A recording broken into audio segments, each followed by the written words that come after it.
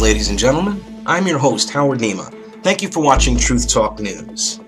This is the first segment in a new series, a video series, entitled True Conspiracy, where instead of me doing my usual, rants and breakdowns of getting the truth out here in my own voice, in my own words, I refer directly 100% to alternative sources. In this case, tonight we're going to be covering, this is from the String Pullers. I got a piece out. It was, I guess it was 2007 or 6.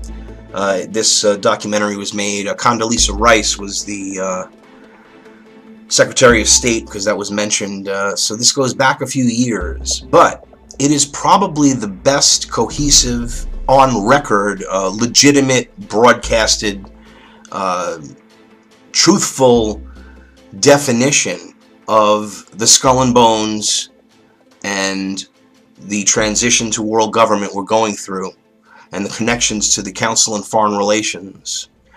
And although it uses the typical lines every once in a while to, like they call it, conspiracy theorists believe or think, it's truly right there in your face. So please enjoy this segment and stay tuned. The world is flooded with secret societies. Their members range from unknown citizens and eccentrics to top executives in the most important companies, banks, and even governments. Some have become famous in recent years because of the boom in conspiracy literature. 3 of them in particular in recent years have caught the public eye: Skull and Bones, the Bilderberg Group, and the Council on Foreign Relations, or the CFR. To their members, these are nothing but innocent fraternities or simple think tanks. To their critics, parallel world governments. As always, the truth lies somewhere in between.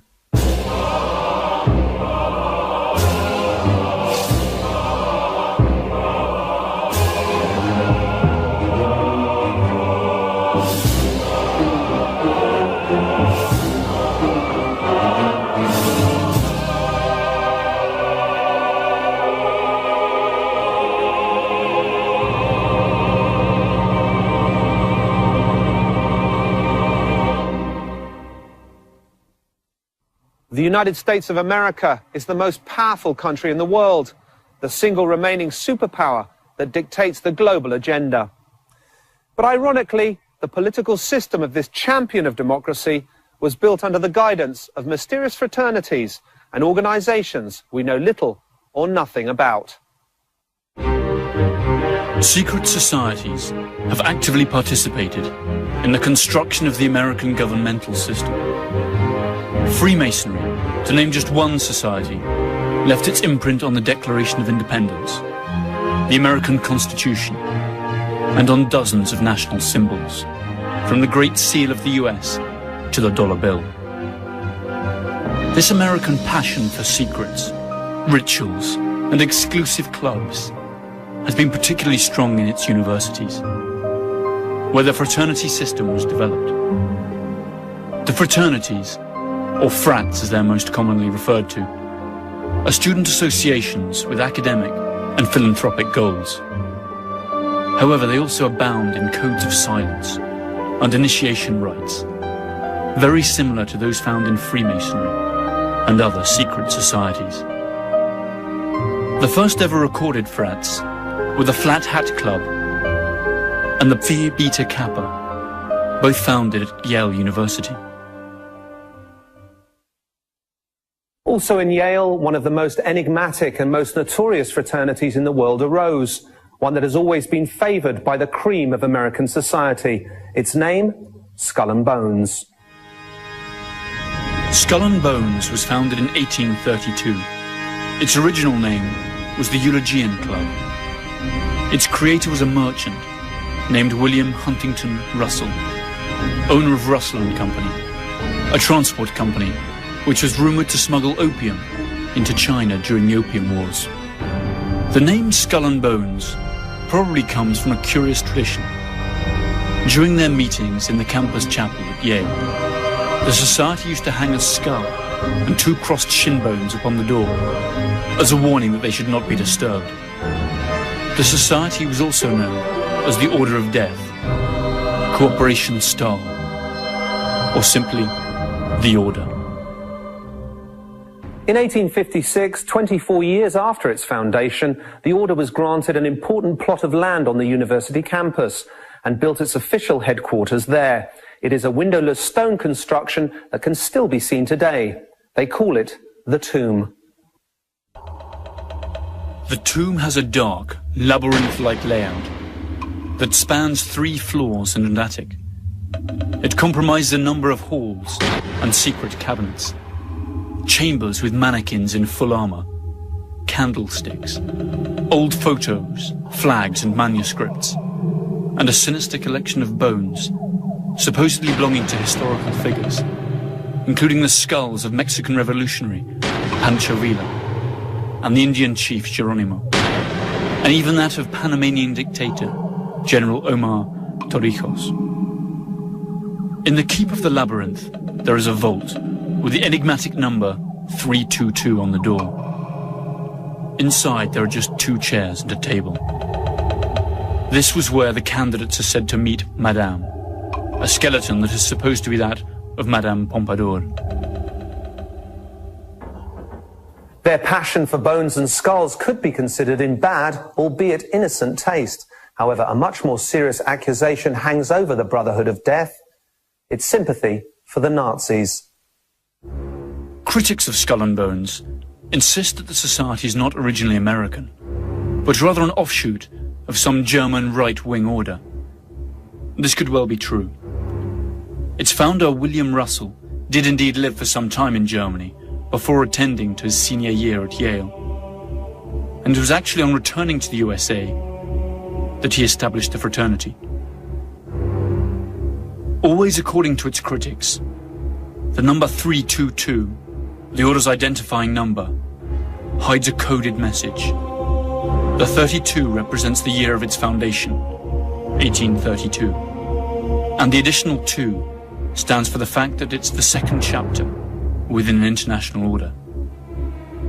Alexandra Robbins, a Yale graduate and author of a book on the subject, stated that the society owns a valuable collection of Nazi objects and memorabilia, and eats its dinners off Hitler's private silver service.